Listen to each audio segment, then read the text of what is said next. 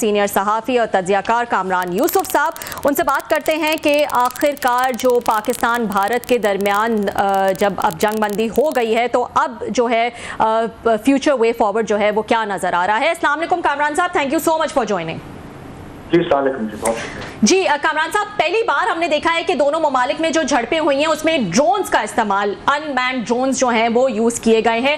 Reuters की एक report है जिसमें कहा गया है कि अगले 12 से 24 माह में जो है इंडिया 47 करोड़ जो है वो खर्च करेगा, लगाएगा। वो अपने ही तौर पर जो है वो तैयारे भी तैयार करेगा और UAVs पे खर्च करेगा। ये पिछली दफ़ा से 3 गुना ज़्यादा जो है ये अखराजात बताए जा रहे हैं। इस पूरी चीज़ को आप किस तरह से देख रहे हैं?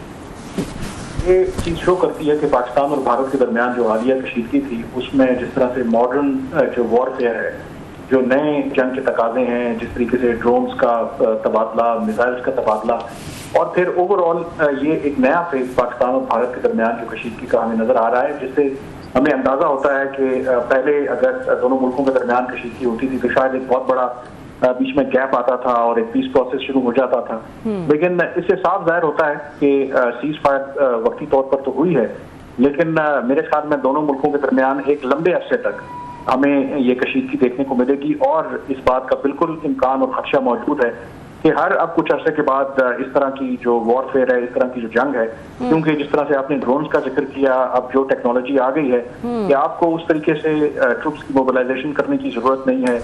आप ड्रोन्स भेज के आप अपने जो एडवर्सरी हैं उनको नुकसान पहुंचा सकते हैं। तो इसलिए क्लियरली ये एक माइंडसेट भी रिफ्लेक्ट करता है भारत का कि फ्यूचर में वो चीज़ों को किस तरफ जाता देख रहे हैं और क्लियरली जनूबी एशिया मेरे ख्याल में एक लॉन्ग टर्म इंस्टेबिलिटी की तरफ बढ़ रहा है, इससे ये अंदाजा होता है। और इससे माइंडसेट की क्योंकि आपने बात की तो ये बेचैनी जो है वो भी जाहिर करती है मोदी की, जिनके बयानात जो हैं वो भी ये बताते हैं कि उनके दिमाग से जो है वो जंग का भूत नहीं उतरा है। अभी मैं देख रही थी कि इनके ही साबिक जो हैं वो वजीर खारजा थे यशवंत सिन्हा, उन्होंने भी कहा कि जैसे कि पुलवामा के टाइम पे पुलवामा के नाम पे जो है वो उन्होंने पुलवामा के जो शहीद थे उनके नाम पे उन्होंने कहा कि मुझे वोट दो। अभी भी बिहार के इलेक्शन है नवंबर में, तो हम ये सोच सकते हैं कि कोई और एडवेंचर जो है वो करने की कोशिश करेंगे मोदी। देखिए, जो यशवंत सिन्हा का आप इंटरव्यू की जिक्र कर रहे हैं, कपिल सिब्बल के साथ उन्होंने इंटरव्यू, मैंने पूरा इंटरव्यू उनका देखा और ये यशवंत सिन्हा बड़े मंजे हुए भारत के सियासतदान हैं, बीजेपी में ये रहे हैं। आई थिंक 2 मरतबा ये उनके फाइनेंस मिनिस्टर रहे हैं, फिर फॉरेन मिनिस्टर भी रहे हैं अटल बिहारी वाजपेयी के टाइम के ऊपर। और उन्होंने बिल्कुल क्लियरली जब मुख्तलिफ वजूहात का जिक्र किया कपिल सिब्बल ने, तो उन्होंने कहा कि आपको पता नहीं है कि बिहार के इलेक्शंस आ रहे हैं। फिर उन्होंने पुलवामा का जिक्र किया कि पुलवामा के वक्त भी जनरल इलेक्शंस होने थे उससे कुछ अर्सा पहले।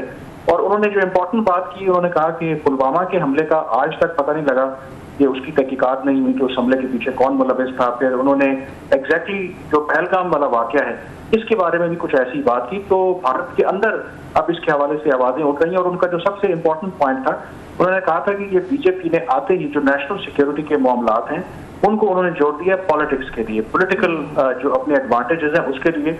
और ये हम उसका मुजाहरा देख रहे हैं 2 दिन से। जो भारत के प्राइम मिनिस्टर हैं गुजरात में मौजूद हैं और मुसलसल वो पाकिस्तान के ऊपर हमले कर रहे हैं, पाकिस्तान के ऊपर अटैक कर रहे हैं। और उसका मकसद आई थिंक क्लियरली जो हालिया दोनों मुल्कों के दरमियान कशीदगी हुई है उसको एक्सप्लॉइट करते हुए, जो एंटी पाकिस्तान सेंटिमेंट है उसको एक्सप्लॉइट करते हुए अपने जो वोट्स हैं उनको और बीजेपी को बिहार में जो होने वाले इलेक्शन है उनमें जितवाना है। और एक डेंजरस ये प्रेसिडेंट है कि आप एक पॉलिटिकल ऑब्जेक्टिव्स के लिए एक न्यूक्लियर कंट्री के साथ जंग छेड़ दें और पूरे जो खत्ते की जो सिक्योरिटी है उसको अंडर थ्रेट ले आए। डोंट फॉरगेट कि पाकिस्तान की आबादी कोई 25 करोड़ है, भारत की आबादी 1.5 अरब है और अभी भी दोनों मुल्कों के दरमियान बहुत से चैलेंजेस हैं, खास करके गुर्बत का, तालीम का। और अगर इस तरीके से दोनों ममालिक हर कुछ अर्से के बाद जंग करते रहेंगे तो फिर इस खत्ते में कभी मसाइल हल नहीं होंगे। बिल्कुल जी, बहुत शुक्रिया कामरान साहब। अभी इनकी बात और इंटरव्यू की और यशवंत सिन्हा साहब की, अगर उनकी बात को आगे लेकर बढ़े हैं, आपने अगर तफसील से रोशनी डाली, तो इसका मतलब ये है कि जब भी कोई इलेक्शन होंगे इंडिया में रियासती हों या अदरवाइज नेशनल जो इलेक्शन होंगे, तो उसके लिए ज़रूरी है कि कोई दहशतगर्दी हो वहाँ पे और उसके बाद पाकिस्तान और इंडियन जो हैं एक दूसरे मिसाइल मारे हैं, जहाज़ गिरे हैं, तो फिर ही इलेक्शन लड़े जाएंगे? तो फिर इसका क्या फ़ायदा था? तो फिर तो अंपायर्स ही ठीक थी, किंग्स ही ठीक थे, राजे महाराजे ठीक थे, फिर तो डिक्टेटरशिप ठीक थी। अगर इस तरह बंदे मार के ही वोट लेने हैं और ये इतनी नफरत करके जंगें लड़ के जो आप भी कह रहे हैं, तो इसका फिर जमहूरियत का अचार डालना है लोगों ने। बिल्कुल आप ठीक कह रहे हैं। और मुझे तो बुनियादी तौर पर मैं इसकी ऐसे एग्जाम्पल देता हूँ कि भारत के ऊपर मुझे अफसोस होता है। देखें पाकिस्तान के मुकाबले में, देखें एक तो इतना बड़ा मुल्क है, 11 गुना उनकी मईशत पाकिस्तान से बड़ी है, अब वो दुनिया की चौथी बड़ी मईशत भी हो गए हैं, और उनका हमें एक्सेप्ट करना चाहिए कि वहाँ पे जमहूरियत जो एक तसलसल के साथ जारी रही, उनका इंटरनेशनल जो क्लाउड है पूरी दुनिया में वो भी हमारे से बहुत बेहतर है।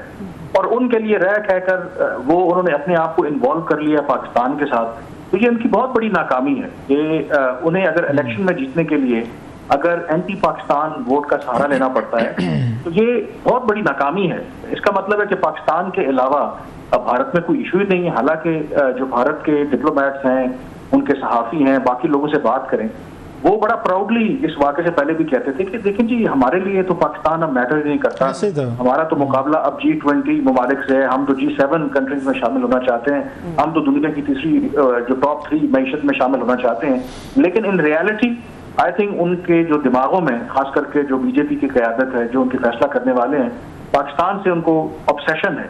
और ये बहुत डेंजरस, मेरे ख्याल में जंग जो है वो कोई मजाक नहीं है कि जंग किसी वजह से लड़ी जाती है। और अगर आप सिर्फ हर कुछ अरसे के बाद, क्योंकि आपको भारत में पता है कि वहां पर एक जो नेशनल इलेक्शंस हैं वो अलग होते हैं, स्टेट इलेक्शंस पूरा साल होते रहते हैं, और क्योंकि उनकी कई रियासतें इतनी बड़ी हैं जितनी पाकिस्तान है इटसेल्फ, तो ये बड़ा डेंजरस एक प्रेसिडेंट है कि आप इलेक्शन जीतने के लिए फिर आपको लगे कि बाकी जगहों पर तो आप उस तरीके से कर नहीं पा रहे, अपनी कारकर्दगी दिखा नहीं पा रहे, तो एक फुलझड़ी कहीं हो और उसके बाद पाकिस्तान से लड़ाई लड़ें और फिर आप इलेक्शन के लिए चले। तो ये इंडिया के लिए भी मेरे ख्याल में ये अच्छा नहीं है। और उनका ख्याल है कि अगर वो इस तरीके से दुनिया की तीसरी बड़ी मईशत बन जाएंगे तो नहीं बन पाएंगे, क्योंकि फिर उनको भी अपने रिसोर्सेज एलोकेट करने पड़ेंगे दिफा के ऊपर, इससे भी कहीं ज्यादा जो ऑलरेडी वो कर रहे हैं। एक मुझे देहाती मिसाल याद आ रही है आपकी बातों से कि गाँव में आप जितने भी गाँव से निकल के दुनिया में पहचाने जाएं, अमीर हो जाएं, बहुत बड़े IG लग जाएं, DG लग जाएं या DP वट एवर जो भी लग जाएं, ये तोप गन सबसे लग जाएं, जब तक अपने महल्लेदारों और अपने गाँव के लोगों तक,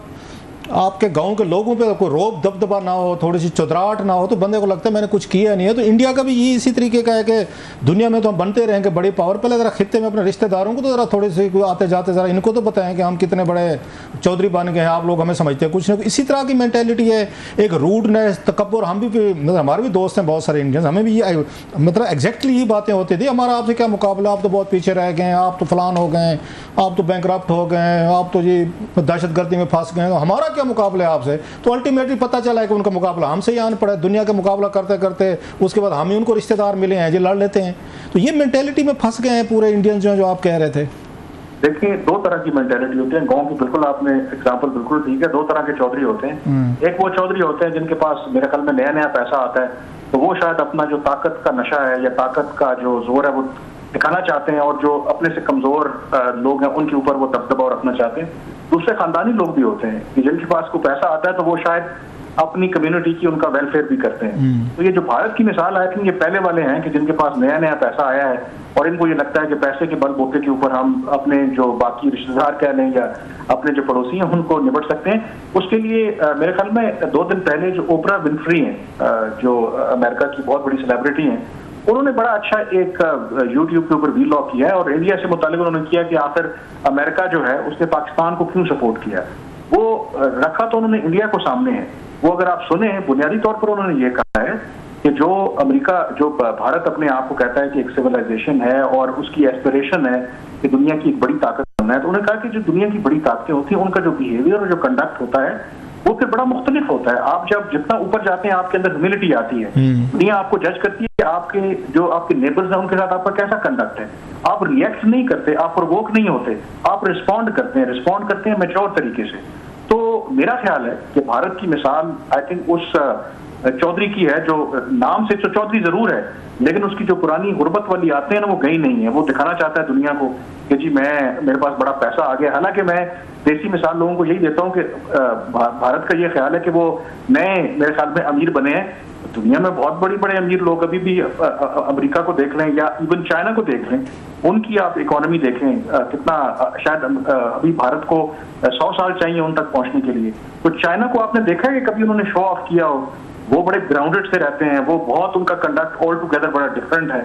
तो ये आई थिंक ये जो एरोगेंस है ना, ये जो इनके पैसे की, और ये भी इसमें रियलिटी नहीं है। देखिए हम भी एडमायर करते हैं जो भारत ने राइज किया है, लेकिन अगर आप फिगर्स देखें उनके, तो 1.5 अरब की आबादी में सिर्फ 200 मिलियन यानी कि 20 करोड़ ऐसे अफराद हैं जो एक्चुअली जिनके पास परचेजिंग पावर है। बाकी लोग गुर्बत की जिंदगी गुजारते हैं। 1-1 रुपए 4-4 आने 8-8 आने के ऊपर वो चीजों को अगर डिस्काउंट करते हैं तो उसके ऊपर वो अपना डिसाइड करते हैं।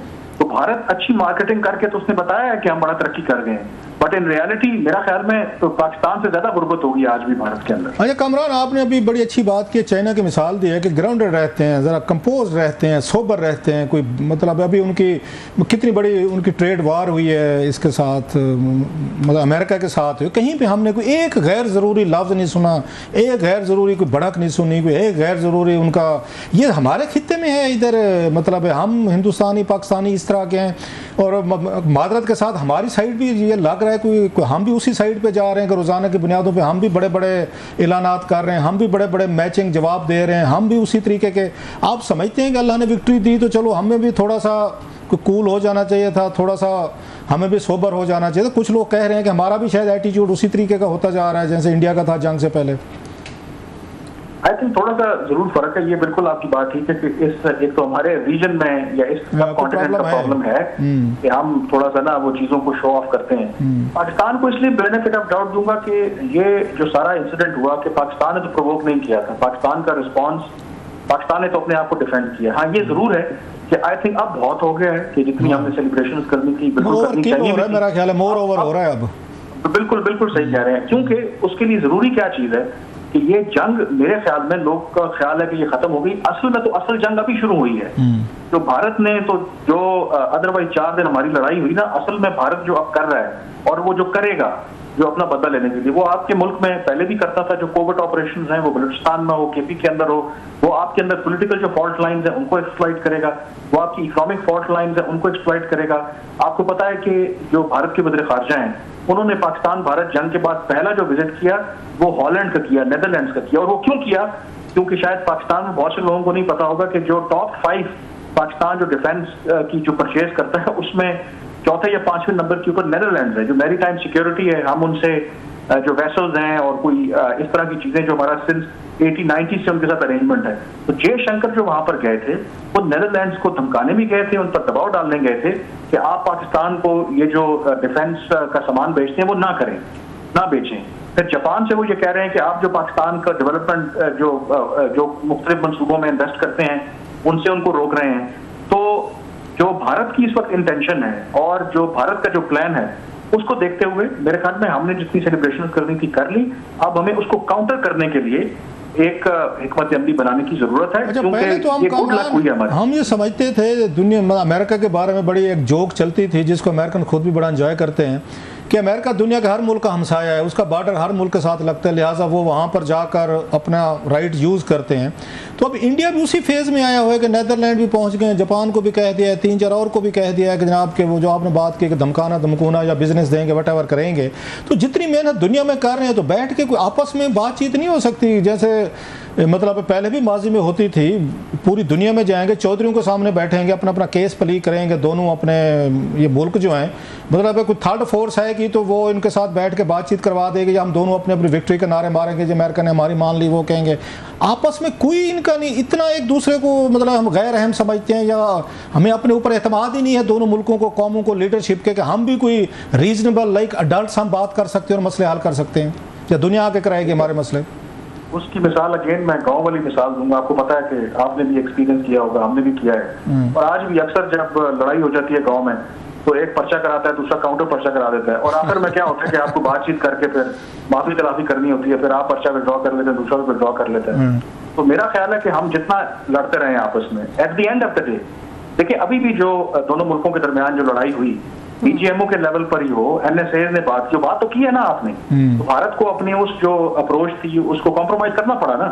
आपने भारत तो यही कह रहा है कि देखिए हम तो बायलैटरल ये इशू था जो जंगबंदी की है हमने तो पाकिस्तान और भारत ने मिलकर की है, वो मानते नहीं है थर्ड पार्टी मीडिएशन को, तो आपने बात की ना। तो इसका मतलब है कि जो समझदार लोग होते हैं, बिल्कुल आप बात ठीक कह रहे हैं, इस तरह गांव में भी होता है कि अगर आपने लड़कर एक दूसरे के सर फाड़कर उसके बाद भी आपने सुलह करनी है तो क्या वो पहले काम नहीं कर सकते? वो पहले हम कॉम्प्रोमाइज नहीं कर सकते कुछ ले और कुछ दे की बुनियाद पर चीजों को आगे लेकर नहीं चल सकते? और ये भी मैं आपको बता दूं कि लोग, ये भी एक बड़ी मिसपरसेप्शन है कि कश्मीर के अंदर यानी कि मकबूजा कश्मीर के अंदर जब मनमोहन सिंह का टाइम था और अटल बिहारी वाजपेयी का टाइम था, जब उस वक्त दोनों मुल्कों के दरमियान बातचीत चल रही थी, उस वक्त मकबूजा कश्मीर के अंदर जो लेवल ऑफ वायलेंस था वो सबसे कम था। और ये जो बीजेपी तो पूरी बात बताती नहीं है, 10 साल इनका जो इक़्तिदार रहा है, आज भी जो लेवल ऑफ वायलेंस मकबूजा कश्मीर के अंदर है, जो महीने की कैजुअलिटीज का नंबर है, वो मनमोहन सिंह लेवल से भी ज्यादा है, वो उस लेवल तक नहीं पहुंच पाए। तो उससे नतीजा क्या निकलता है कि जब जब पाकिस्तान और भारत की बातचीत हुई है तो चीजें जो हैं वो कूल डाउन हुई हैं, चीजें बेहतर हुई हैं। लेकिन मेरा ख्याल है जो बीजेपी की क़यादत है उनको ये सूट करता है कि पाकिस्तान के साथ उनको एक चाहिए एक्सटर्नल एनिमी जिससे वो अपने लोगों को गरमाते रहें, वो जो हिंदू कार्ड है, मजहब कार्ड है, उसको भी खेलें, क्योंकि अदरवाइज तो उनकी पार्टी का वजूद खत्म हो जाएगा। एक और बड़ा हम दिलचस्प चीज़ देख रहे हैं कि यहाँ पे अमेरिकन वो सफ़ीर जो हैं वो इस वक्त अगेन मेरा ख्याल वो है एक्टिंग या ऑफिशिएटिंग है, उन्होंने बड़ी क्रिकेट में बड़ी दिलचस्पी दिखाई है। पहले रावलपिंडी स्टेडियम में गए जिस दिन यहाँ पे वो हुआ, दोबारा शुरू हुआ पीएसएल, अब लाहौर में हमने देखा है वहाँ पे गई हैं और बड़ा पाकिस्तानी लोगों ने भी बड़ा उनको अगेन अप्रिशिएट किया, उन्होंने भी बड़ा इंजॉय किया है। It shows the level of comradeship जो पाकिस्तान और अमेरिका की नज़र आ रही है। दूसरी तरफ इंडिया में भी तो IPL चल रही है, वहाँ पर इंडिया में जो अमेरिकन एम्बेसडर है वो हमें कहीं पर नज़र नहीं, IPL में किसी मैच में किसी चीज़ में। सो हम ये क्लियर समझें कि मतलब लाइन जहाँ पे ड्रान अमेरिका ने अपना जो पलड़ा है, अपना वजन पाकिस्तानी पलड़े में डाल दिया है और उनके सफ़ीर जो है अगर मुहतरमा जो है वो जा रही हैं और बड़ा एक अच्छे तरीके से एक पूरा मैसेज दिया जा रहा है पाकिस्तानी लोगों को भी, शायद इंडियंस को भी दिया जा रहा है। वहाँ का एम्बेसडर तो हमें नज़र नहीं आया जो वहाँ पे हैं कि IPL में मैच देखने जाते हैं। How do you see that? देखिए एक तो ये जो करंट जो एक्टिंग एम्बेसडर है अमेरिका की, ये बड़ी लिखी है, मैं इनका प्रोफाइल देख रहा था, ये प्रिंसटन यूनिवर्सिटी दुनिया की जो टॉप यूनिवर्सिटी है वहाँ से ग्रेजुएशन की हुई है, हार्वर्ड यूनिवर्सिटी से उन्होंने मास्टर्स किया हुआ है। अच्छा। तो एक तो उनकी बड़ा एक आप कह लेंगे बड़ा स्ट्रॉन्ग इनका बैकग्राउंड है। दूसरा बिल्कुल ये बात आप ठीक कह रहे हैं, उसमें मैं आपको लाइटर वे में बताऊँ, मैं अमेरिका में किसी से बात हो रही थी तो वो ये कहते हैं कि यार पाकिस्तान का कल्चर जो है ना भारत से बड़ा मुख्तलिफ है, पाकिस्तान के अंदर को कमाल है। बहुत से जो डिप्लोमेट यहाँ पर अमेरिका से जो पाकिस्तान में सर्व किया जिन्होंने, मेजॉरिटी जो है वो पाकिस्तान की गर्विदा हुई है, वो पाकिस्तान की मोतरफ हो जाती है। शायद पाकिस्तान का कल्चर है, हमारी हॉस्पिटैलिटी इतनी अच्छी है। और ये जो करंट उनकी चार्ज डी अफेयर है नाज़िमुल अबूर है अमेरिका की, तो उनके बारे में भी यही तासुर है कि शायद उनका व्यू जो है उन्होंने बड़ा एक रोल प्ले किया है कि पाकिस्तान को और जो ट्रंप इंतजामिया है उनको करीब लाने में। और अगेन ट्रंप के बारे में भी ये कहा जाता है कि वो तबातुर से शुरू में तो लगा कि शायद कांग्रेस में उन्होंने एक दफा पाकिस्तान की तारीफ की कि वो स्लिप ऑफ टंग है या वन ऑफ उन्होंने तारीफ की है, लेकिन उसके बाद वो मुसलसल पाकिस्तान की तारीफ कर रहे हैं। तो वहां पर भी अमेरिकन जो थिंक टैंक्स के लोग हैं वो भी अपना सर पकड़ के बैठ गए हैं कि आखिर पाकिस्तान के पास ऐसी क्या लीडरशिप है, पाकिस्तान के पास ऐसी क्या चीज है कि जो ट्रंप है वो पाकिस्तान का बिल्कुल भी बुरे अल्फाज में नाम नहीं लेते। तो I think I don't know, मतलब कोई हमारे पास बल्कि उसकी एक और एग्जांपल है क्रिस्टीन फेयर जो है, वैसे पाकिस्तान से वो बड़ी स्ट्रॉन्ग क्रिटिक हैं, तो उन्होंने भी ये बात कही है कि ये पाकिस्तानियों का कमाल जरूर है कि ये वॉशिंगटन में भी होते हैं, इनके डिप्लोमेट्स बहुत अच्छे तरीके से मिलते हैं, नई इंतजामिया को कहीं ना कहीं कहानी डाल लेते हैं। Indians on the other hand बड़े एरोगेंट हैं और वो चीज इनको कर रही है, क्या कहते हैं कि अब बैकलैश आ रहा है। यार कामरान आपको शुक्रिया इसलिए भी मैं अदा करूंगा कि चलें यार किसी ने इतने अच्छे अल्फाज में इस मुल्क की पाकिस्तान को हम लोगों की तारीफ़ की है। हर वक्त हम अपने सेल्फ उसमें क्रिटिसिज्म और सेल्फ कंडमनेशन में लगे रहते हैं कि शायद हम दुनिया के बुरे लोग हैं, लेकिन आपने जिस तरीके से पेश किया यार स्पेशली मतलब बिग थैंक यू, मतलब मैं स्पेशली आपका शुक्रिया अदा करना चाहता हूँ। I am feeling a bit elevated कि यार कि वी आर बेटर पीपल।